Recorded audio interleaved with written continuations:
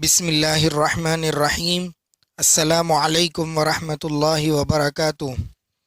اس سے پہلے قرآن شریف یاد کر کر بھول جانے کا عذاب قرآن و حدیث کی روشنی میں بیان کیا گیا تھا، اور پھر ہمارے ایک دوست کی فرمائش کے مطابق انہوں نے 3 سوالات کیے۔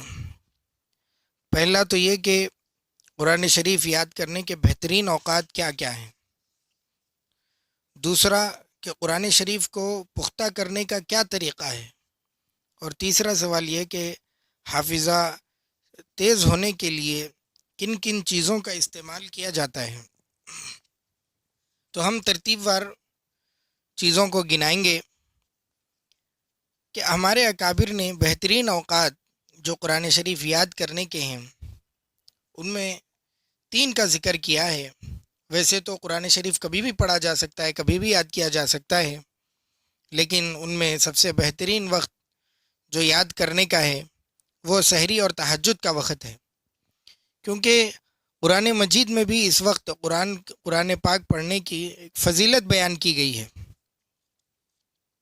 ان قرآن الفجر کا مشہودہ، کہ فجر کا جو وقت ہے اس کے اندر حاضر ہوا جاتا ہے۔ فجر کے وقت میں جو قرآن کی تلاوت کی جاتی ہے تو وہ پیش کیا جاتا ہے، تو ایک خاص فضیلت ہے کہ قرآن اللہ کے روبرو براہ راست پیش ہوتا ہے، یا خود اللہ تعالیٰ قرآن سننے کے لیے براہ راست بندے کے پاس آتے ہیں۔ تو یہ وقت ایسا ہوتا ہے جو خالی الذہن ہوتا ہے، اور آدمی یاد کرنے سے اس کے دل میں ویسے ہی قرآن بیٹھ جاتا ہے۔ اور دوسرا وقت جو اکابرین نے بتایا ہے وہ یہ کہ اگر فجر کے وقت یا تہجد کے وقت، سحری کے وقت پڑھنا دشوار ہو تو نماز فجر کے بعد سے طلوع سورج تک، سورج جب طلوع آفتاب سورج طلوع ہونے کے وقت تک قرآن پاک یاد کیا جا سکتا ہے، اور اس وقت میں بھی اللہ تعالیٰ نے خاص طور پر برکت رکھی ہے۔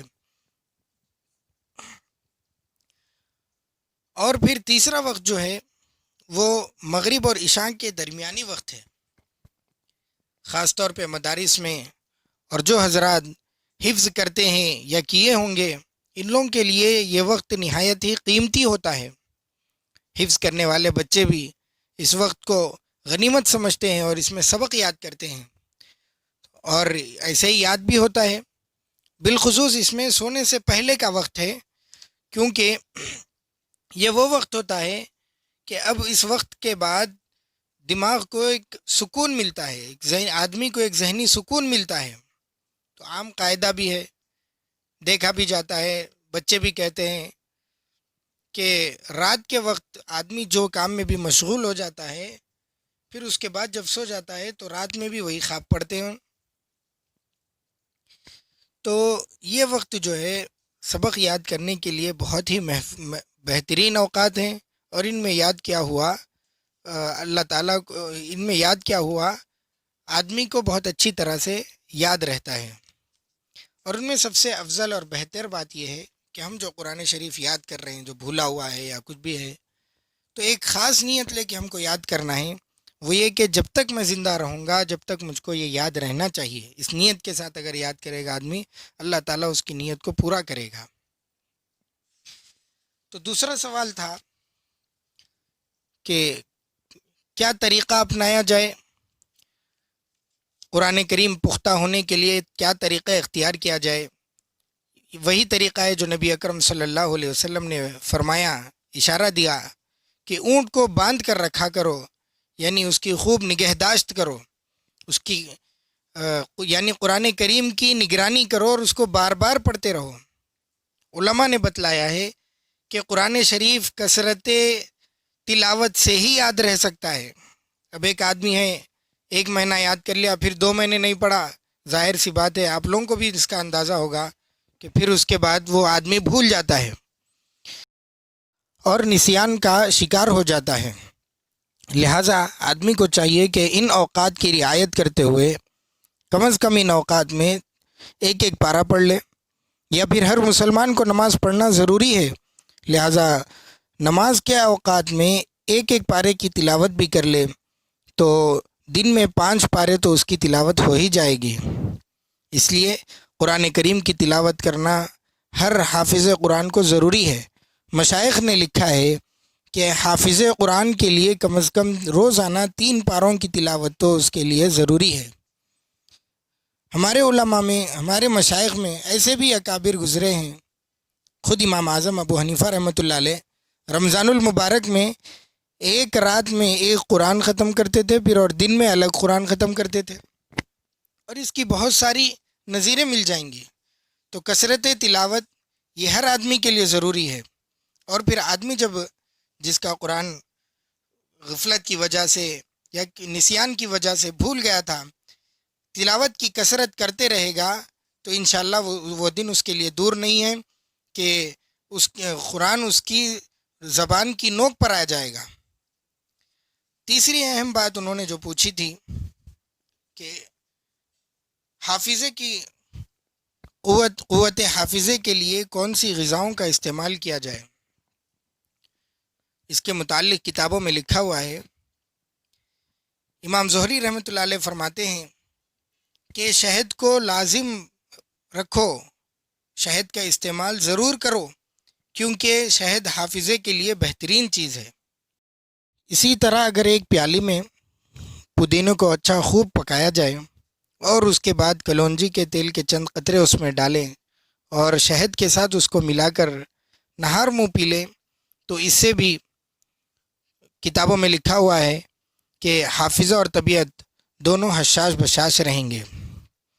اسی طرح ہاشمی کا قول ہے کہ جو شخص حدیث شریف کو حفظ کرنا چاہے یا قرآن کریم کو پختہ رکھنا چاہے تو وہ کشمش کا استعمال کرے۔ حضرت علی کرم اللہ وجہہ کے پاس ایک آدمی آیا اور اس نے اپنے ضعف یادداشت کی شکایت کی کہ مجھ کو زیادہ یاد نہیں رہتا ہے، تو انہوں نے کہا کہ تم گائے کا دودھ پیو، کیونکہ وہ دل کو بہادر بناتا ہے اور بھولنے کی بیماری کو دور کرتا ہے۔ اس کے علاوہ بھی حضور نبی کریم صلی اللہ علیہ وسلم کا ارشاد ہے کہ زمزم جس نیت سے بھی پیا جائے اللہ تعالیٰ اس کی نیت کو پورا کر دیتے ہیں۔ تو زمزم جب بھی ہم پئیں تو قوت حافظہ کے لیے پئیں۔ تو سلف صالحین میں سے بہت سارے حضرات نے اس نیت سے زمزم کا پانی پیا، اللہ تعالیٰ نے ان کی نیتوں کو درست کر دی، ان کی نیت کو درست کر کے بتایا، یعنی ان کا دماغ تیز ہو گیا، روشن ہو گیا، قرآن و حدیث کے لیے ان کے دماغ کھلنے لگے۔ اور اسی طرح مچھلی کا استعمال بھی قوت حافظہ کے لیے بہت اچھی بات ہوتی ہے۔ تو یہ چند باتیں تھی جو ایک حافظ قرآن کو کرنا ضروری ہے۔ ان باتوں کا اہتمام کیا جائے گا تو انشاءاللہ اللہ تعالیٰ سے امید ہے کہ ایک حافظ قرآن کو صحیح رہنمائی ملے گی۔ اس کے علاوہ بھی حکماء نے کہا ہے کہ آدمی جب زیادہ کھاتا ہے، پیٹ بھر کر کھاتا ہے، تو پیٹ بھر کر کھانا اس کے لیے اور اس کے دماغ کے لیے نقصان کا سبب بھی ہو سکتا ہے۔ البطنۃ تذہب الفتنۃ، یعنی پیٹ بھر کھانا ذہانت کو ختم کر دیتا ہے۔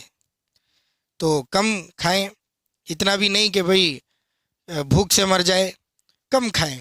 آپ علیہ السلام کی یعنی طب نبوی میں بھی جو لکھا ہوا ہے کہ ایک حصہ کھانا، ایک حصہ پینا اور ایک حصہ خالی ہوا کے لیے چھوڑ دینا، اس سے بھی ذہانت پر اثر پڑتا ہے۔